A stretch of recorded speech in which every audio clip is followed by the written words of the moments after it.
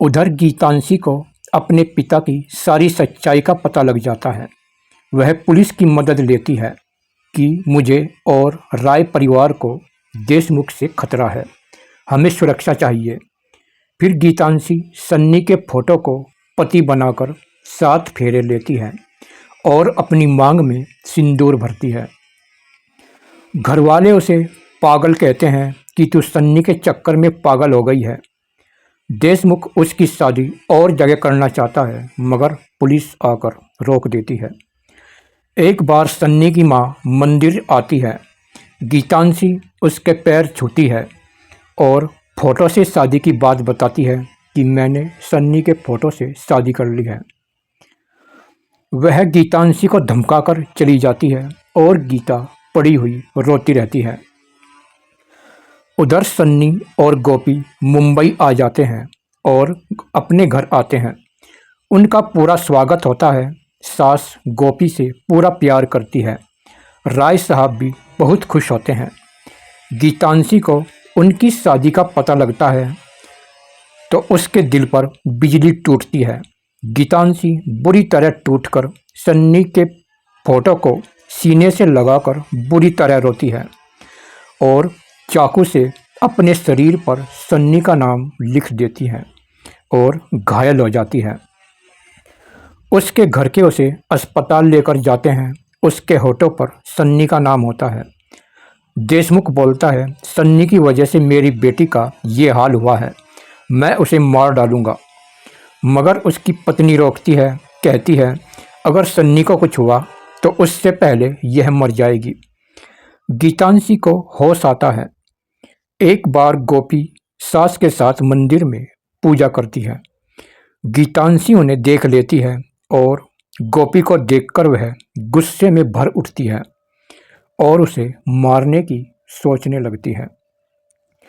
एक रात गीतांशी लंबा चाकू लेकर सन्नी के घर में घुस जाती है और मौका देखकर गोपी पर हमला करती है, मगर गोपी बच जाती है और सन्नी जाग जाता है।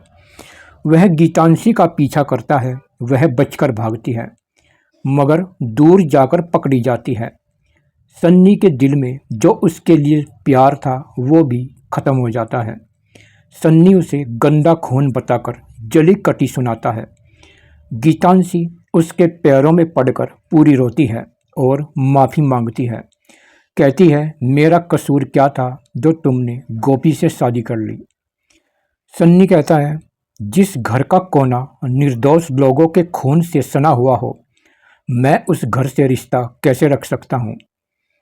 गीतांशी कहती है पहले मुझे कुछ नहीं पता था, मगर मैं अब उनकी सारी सच्चाई जान चुकी हूँ।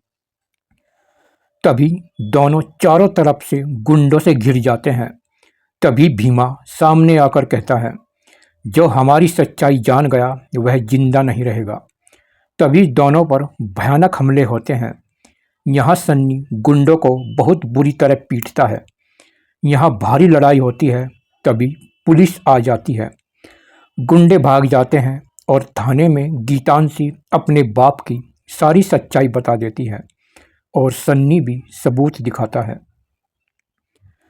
पुलिस देशमुख पर अटैक करती है। देशमुख के गुंडों में डर फैल जाता है। सब लोग भारत छोड़कर भाग जाने की सोचते हैं। पुलिस गुंडों पर अटैक करती है। गुंडों के अड्डों पर भारी बमबारी होती है। सन्नी भी गुंडों पर टूट पड़ता है और यहाँ बहुत देर तक भयानक लड़ाई होती रहती है। उधर से सन्नी का परिवार भी आ जाता है। तभी देशमुख स्टैंड गन उठाकर सन्नी और गीता पर गोलियां चलाता है, मगर उनके बीच गोपी आ जाती है और खुद भुन जाती है। वह गोलियों से भुन जाती है। सन्नी और गीता गोपी को देखते हैं। तभी गीतांशी पिता को गोली मारना चाहती है, मगर भीमा उसके हाथ पर गोली मारता है। गीतांशी की स्टैंड गन नीचे जाकर पड़ती है। देशमुख और भीमा दोनों हंसते हुए आते हैं और सन्नी समेत पूरे परिवार को गोली मारने वाले होते हैं। तभी गोपी को होश आता है। वह भीमा को देखती है। वह उसका बाप होता है। वह अपने बाप को पूरी गालियाँ देती है और अपनी माँ की कहानी बताती है। कहानी सुनकर भीमा जोर से हंसने लगता है और कहता है, तेरी माँ को तो मैं वैश्या नहीं बना सका, मगर तुझे बनाऊंगा। गोपी को पूरा गुस्सा आ जाता है।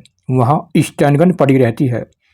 गोपी स्टैंड उठाकर भीमा को गोलियों से भून डालती है। तभी देशमुख उसे देखता है। गोपी देशमुख को भी गोलियों से भून डालती है और बाकी गुंडों को सन्नी गोलियों से उड़ा देता है। पुलिस गुंडों की लड़ाई होती रहती है। सन्नी गोपी को अस्पताल लेकर चलना चाहता है, मगर उसे बहुत गोलियां लगी थी। खून बह रहा था। वह कहती है, मेरे पास इतना समय नहीं है। गोपी गीतांशी का हाथ सन्नी के हाथ में देकर मर जाती है।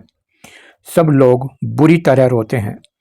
गीतांशी का प्यार का जुनून देखकर राय साहब गीतांशी को अपनी बहू मान लेते हैं और सब गुंडे पकड़े जाते हैं और सारा किडनी रैकेट पकड़ा जाता है। फिर सन्नी के घर गोपी का बड़ा फोटो लगाया जाता है। तभी यहाँ पर गोपी की माँ और सुंदर और कविता सब आते हैं।